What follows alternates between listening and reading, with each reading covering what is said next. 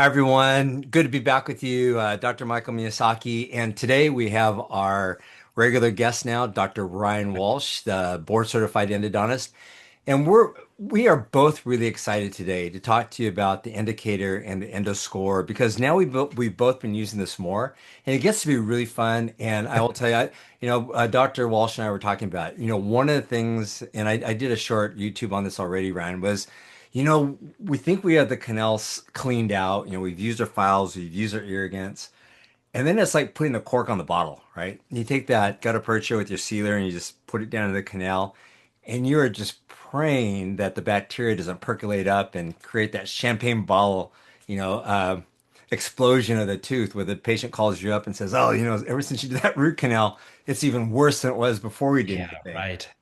So yeah, let's start with that the endo score, what's the significance and even what you found, because I think both of us, when we saw this new piece of instrumentation, we said, okay, do I really need it? Because the endodontist, you guys are so good at doing root canals already. But yeah, fill in the blanks and let us know how what you've discovered over time. Yeah, so I guess initially, I was just doing that, kind of scratching my head at this thing of, it's a piece of equipment. Do I need to incorporate it? And um, I tried it a while back and then used it, and I was like, okay, now I'm verifying my protocol. That's good. And then kind of phased back out of it. And then more recently, a few months ago, about 2.5 months ago or so, I picked it back up again to kind of re-verify.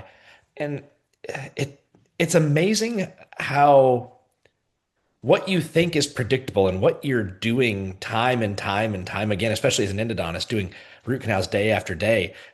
It's amazing how you get lulled into this false sense of security sometimes where, I'm doing my irrigation, I'm activating it for a few minutes per canal, and there are still some canals that, whether it's vital or necrotic, still have bio debris in them. And to me, that's where I started picking up on the indicator saying, oh, just because I did my ultrasonic for however many minutes, yes, in theory it should be clean, but there's still debris left behind. And so to me, when I started seeing that and, I started using it a bit more, and then, every patient's different, every tooth's different, every canal's different. And so I think we get lulled into this false sense of protocol-based dentistry, where if you do A, B, and C, you're gonna achieve success. And I mean that's the cognitive dissonance that Seltzer and Bender talked about famously in endodontics in 1965. And um, yeah, I've been, like you said, it's really fun to use the indicator now to say, yep, to prove to myself and to my patients, hey, we've reduced the the amount of bacteria or biological debris. To an insignificant amount inside the canal, or we got it as clean as we possibly can. So the endo score is cool. I mean, it's 10 seconds. You take a little sample from the canals. 10 seconds later, it tells you, hey, you're ready to rock and roll and seal this canal, or hey, let's go back and let's rinse a little bit more and see if we can reduce that endo score number from, anywhere below 25. Ideally, I like mine below 10 even. Just again, kind of giving myself that extra internal confidence that I've really thrown everything I have at this tooth and to try to get it to heal. So I think we should go back really quickly because some people may just be hearing about indicator and the score for the first time. So do you want to just kind of briefly go through what the indicator is, what we're measuring, and what the endoscore Totally. indicates, just so people are all on the same page? Yeah, so the indicator's a really unique technology to dentistry, but that technology has been around for a long time. So it's a small device. I mean, it's really no bigger than a cell phone, and it's measuring ATP. So yeah, dig back in your science brain from dental school for just a minute. ATP is adenosine triphosphate. Anything that's living produces ATP. So um, whether that's bacteria, I mean, that's kind of the easy thing to talk about, but also, pulp cells, natural biological tissue that's still inside the canals can produce ATP. And so this little machine allows us to measure what's left inside the canal space. Do we truly have it perfectly clean? There's no more biological debris. It's quantifiably imperceptible. Or is there still something there that we need to rinse out? And so by measuring the ATP, we're literally detecting in real time how clean our canals are before we obturate our root canals. Mhm. And it's truly as simple as taking a little bit of distilled water and taking a quick sample from your canals, putting it on this little swab that looks like a large Q-tip, shaking it up and putting it in the machine. And 10 seconds later, it tells you if you're clean or not. And the Mhm. scale goes from zero, or excuse me, from 1 to 100. The higher the number, the more ATP, the more biological debris we have. And so obviously the lower the number, the better. You're uh, more ready for obturation, if you will. So if the score, say if we can get below a 25, you're ready to obturate. Um, I like to try to go a little bit lower than that again, just to internally prove to myself that I've achieved the level of cleanliness I desire. Mhm. 'Cause I think you're absolutely right. Not to jump around, but I think you summarized that really well. And then if we go back to where we were before that, where you're talking about the protocols, I think all of us, whether you're an endodontist or a GP, the best that we've had to go with in the past was the protocols, the files, the irrigants, the activation, the type of irrigants, whatever it was that you were depending on. And you were hoping that if you followed that set protocol, that by the time you were done, you had a clean canal. But as you mentioned, every patient, every tooth is different. And so sometimes, have you found that you follow that protocol that 90% of the time, leads you to success, and then you go in and test that canal and you don't have, like you said, you're below 10 or 25 and you were a little bit higher than you thought? Yeah, I mean, there's been a few times, and that's I'm kind of smiling because you're proving to yourself that maybe your protocol isn't as robust as you thought. It's not one size fits all. Again, every canal and every person's different, and the subset of bacteria that are in canals are different. So there's been a few times, even on vital cases, that are just slam dunk root canals for an endodontist, for a GP, and for instance, let's say a number 29, verified with a CT. It's one root, one canal. I mean, procedurally, that doesn't take very long. But I did my normal protocol and came back, and I had like a score of 33. Boy, there wasn't any intercanal hemorrhage.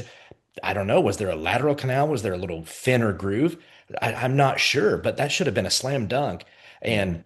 And 6 months ago, I'd have already had that obturated. But with the Endocator, I knew that I needed to go back and irrigate again. There have been cases with retreatments where you go in and clean everything out, and I'm still getting a score of 55 after I've cleaned things. And so, yes, sometimes there's been middle mesial canals. Uh, that happened to me just last Friday. I obturated a case that had a beautiful root canal previously done by an endodontist, 4 canals in tooth number 30. Get everything cleaned out. I instrument and at the end of the first visit, I took an endo score just to see where we were at.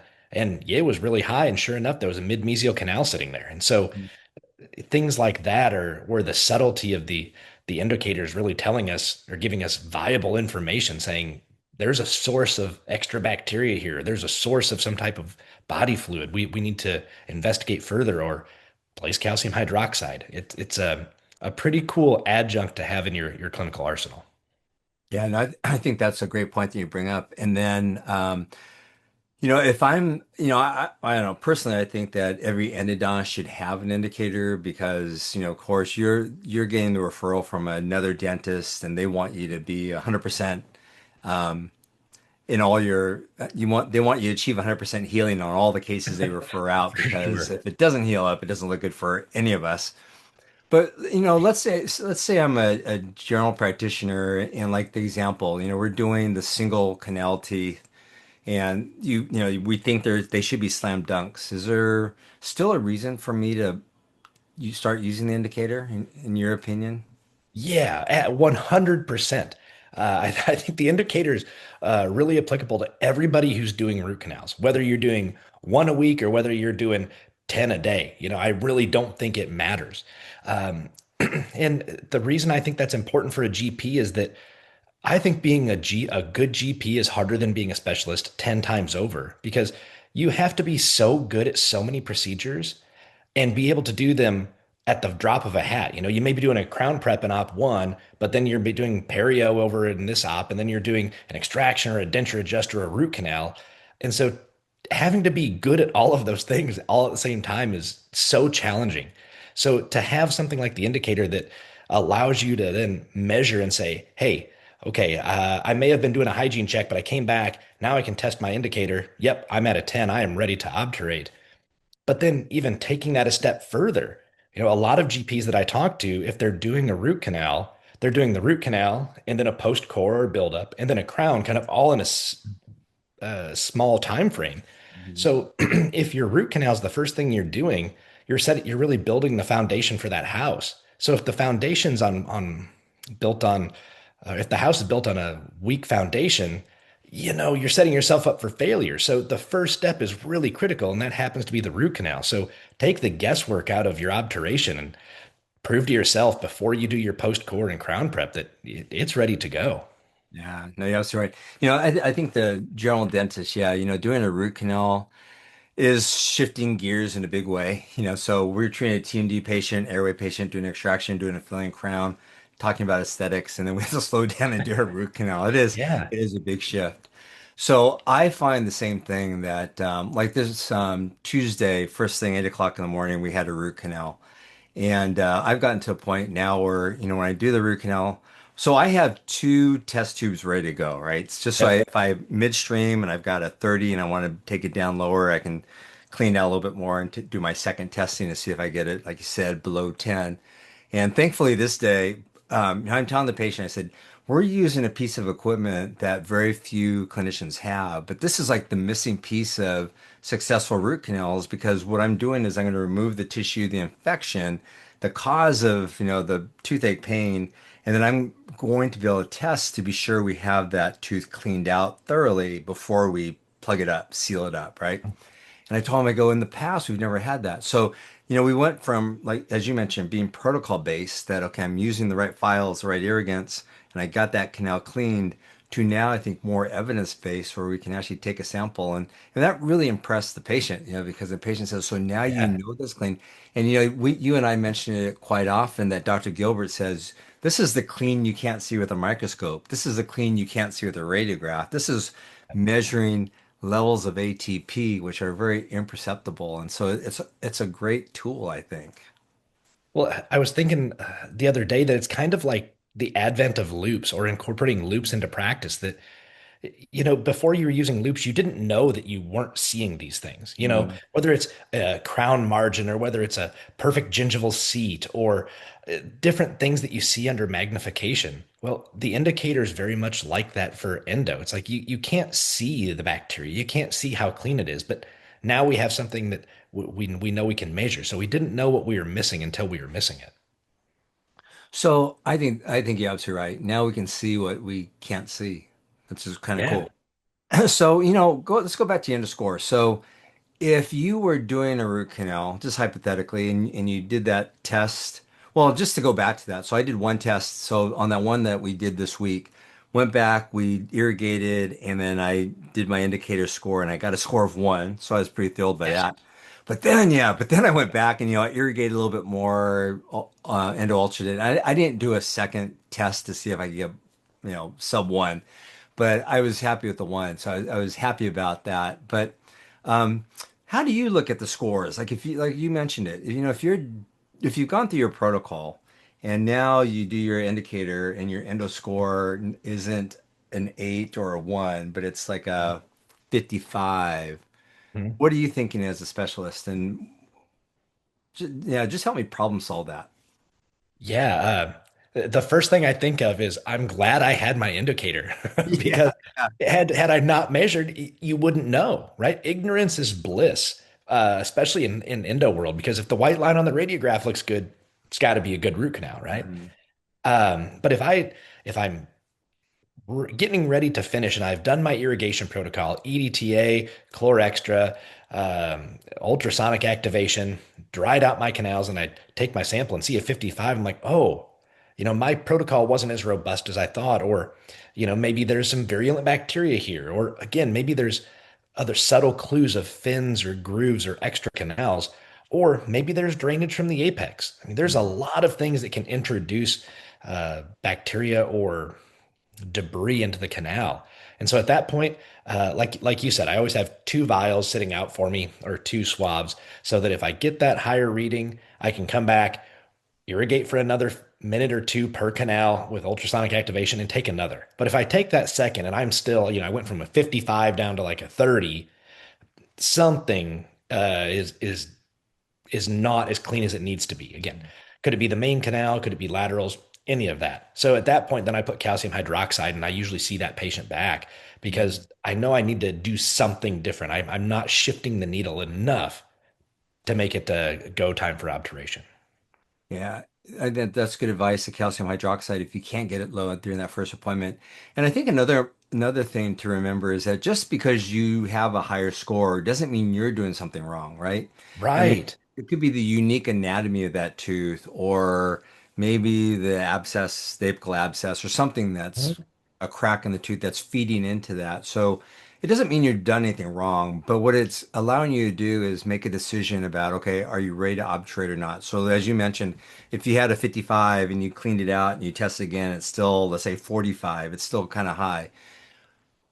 Now you have the option to say, okay, let's figure out why it might be high because I've followed my protocol. Maybe there's something that, yeah, if I treat with calcium hydroxide, and I know we were talking about this last week, the other night, that if you treat with calcium hydroxide and the patient comes back at a follow-up visit, that you find that the number automatically just kind of goes down over time, right?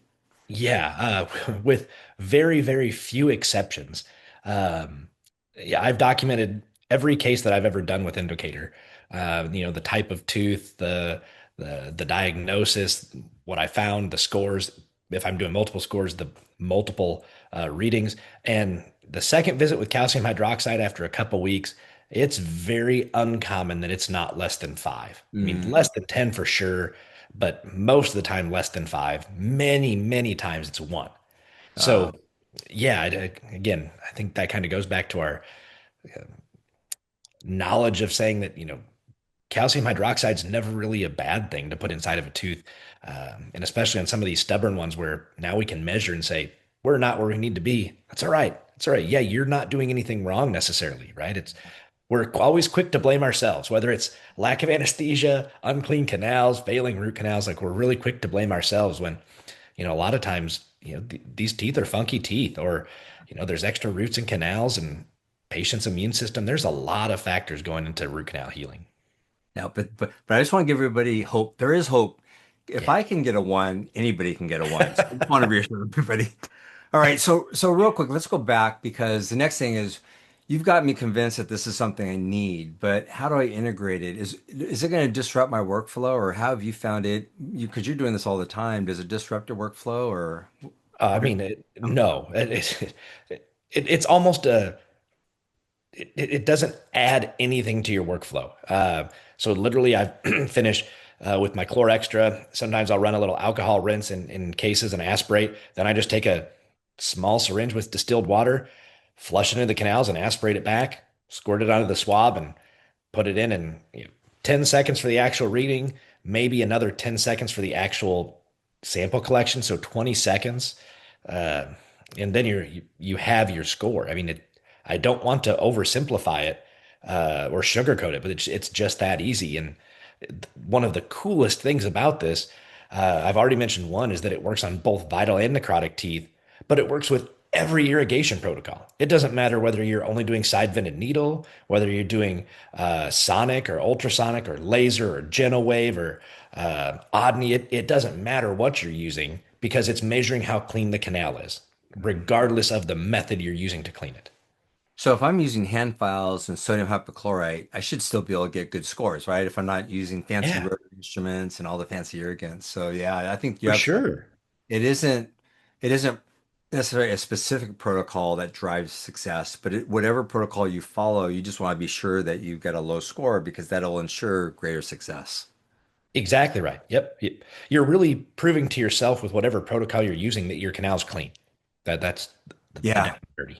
And just because you're doing this, endo all day long and I'm not, I'm switching around. Just a couple tips that I found, and you can tell me if this helps or not. But I had the indicator out and I was ready to use it. And guess what I didn't have? I didn't have clean syringes. And then, Ah, to do the extraction, so I had some irrigant, some water, but I didn't have the syringes to pull that irrigant out to take as my sample. mhm. So one of the things, just people that are getting into this, the things that I've added is make sure you take those test swabs out so they're warm. So, Mhm. like we keep ours in the refrigerator just so they store longer. Like in the morning, if you know you're going to be doing a root canal at 8 o'clock or 9 o'clock, just take the swabs out so they're more room temperature so you get a better, more accurate reading. And then what I've been telling my assistants is Vista Apex has the pre-tip 3 cc syringes with the Aplavac needle tips on them, and which are Mhm. perfect, I think, for this. So what we do is we put two out so I can take two samples, and then one we fill with sterile water, and that's what I kind of rinse my irrigants out with, and then I draw that out into a syringe. Mhm. So I found that because I'm not doing this all the time, so I said, okay, I've got the indicator. And then I'm like looking at my assistant saying, "Oh, you know what? I need a syringe so I can, rinse it out with some sterile water. Oh, I need a syringe to pull the sample." And then if you did pull a sample and it was reading, let's say a 60, well, you don't want to use that syringe because it's contaminated. So needed another sterile syringe to, do the second test. Mhm. So I think just as some setup tips for the docs, that's the only change I've had in the protocol. Because you're absolutely right. This test itself goes really fast, just 20 seconds and you're done. But yeah, if you have all your syringes and everything all set up, it just makes it flow a lot easier. So I just wanted to point that out. Yeah, we do exactly the same thing. My assistant sets out two of the little test swab cartridges and two just little 3 cc's of distilled water, exactly with Aplavac tips. Our setup is exactly the same as yours. Cool. Sounds like I'm doing it And the then we right pull way. them out in the morning. My assistants will Yeah. draw up a whole bunch of distilled syringes in the morning, and they'll Mhm. take out the swabs in the morning and just kind of set them up in the rooms as they go. Anything extra, then if we're going to go overnight, they'll put them back in the fridge. But yeah, we just pull them out in the morning for the whole day and go from there. Yeah, that's cool. Well, I'm glad I'm doing it the right way. I'm doing it the Dr. Walsh way, so I'm good.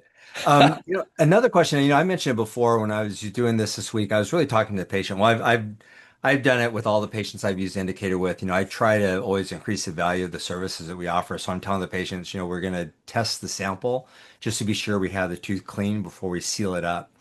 Because you're doing this all the time, are you talking to your patients, explaining to them the value of using the indicator test now? Yeah, absolutely. Both in one visit and multi-visit root canals. Because if I can finish it in one step for the patient, the patients love that. I'll tell them we now have a device that I can measure how clean your canal is before we seal it. So we're going to know exactly how clean it is before we seal your canal. And then that way, hopefully that'll increase the long-term prognosis of your tooth. And then the opposite is true as well, where if I take a sample and I just can't get it to come down where I need it, I tell the patient, hey, I'm going to see you back one more time because I want to make sure your canals are clean before we seal them. Let's do this root canal once and let's do it right. And Mhm. so it almost kind of helps you explain to your patient why you're going to bring them back. I think it works really well for confirming your one visit endo and also supporting your second visit if you need to bring them back. And you know, knowledge is power. So giving patients that extra knowledge that not only are you measuring it, but you're doing this for them, right? You're doing it as a value add for them to say, this should be a predictable treatment for you long term, and I'm doing everything I can to ensure it. Yeah, no, I think everything you shared with us during this interview, I think is spot on. I think it really validates why we need to use the indicator, how we use the indicator if we do get higher scores. You mentioned the protocols and things to look for, fins and all that. Um, no, I'm really excited about this because I think in the past we've just never known. We follow our protocol, we think we've done our best, and we've done our best. And then still the tooth doesn't heal up. And we know that if we leave bacteria behind, that the chance of it not healing up goes up by what, 5 times. I mean, it's less likely to heal up. And there's a lot of things that get thrown into that. But I think this is just one step in our entire protocol that just, for me, it makes me feel like I can sleep better at night because, I'm not doing root canals all the time. So maybe as a GP, I worry more about the results. But I've just always thought, okay, before I plug this up, I hope I have everything cleaned out and I haven't left anything behind. And there was just no way to ever know if I had everything cleaned out. So Mhm. when I do this and I get that low score and I obturate it, I just feel like, okay, most likely this is going to heal up and the patient's going to be comfortable. And, I've never had that before. So the indicator has, I think, just changed my anxiety about root canals and has taken it way down. Good. I'm glad to hear that, Dr. Mike. Yeah, And I mean, you know, root and canal learning can from be you does too. I mean, root canals can be intimidating, not just for the patient, but for the clinician. And so if we can feel like we really have that edge, and I mean, we always want what we're doing to be predictable. So why not incorporate something so easy into your practice to make it just that much more predictable? I mean, to me, it's just a no-brainer. It's a no-brainer. Yeah. Well, thank you very much for all your insights and knowledge about the indicator. And, we'll have you back. We'll talk more about it because I think this is one of the stories that's going to develop more and more over time as more and more clinicians are using it, having Yeah. success. And we're explaining the value of this because it is something new, but I think it's a game changer and it's so easy to do. The cost of the equipment's less than an endodontist charges for a root canal. And so, it's, it's, True. it's not cost prohibitive. Yeah. And Yeah, it, no, it's not. yeah. No, but thank you very much for joining us and sharing. And I look forward to talking to you next time. Sounds great, Dr. Mike. Thanks so much for having me on. Yeah. Thank you very much.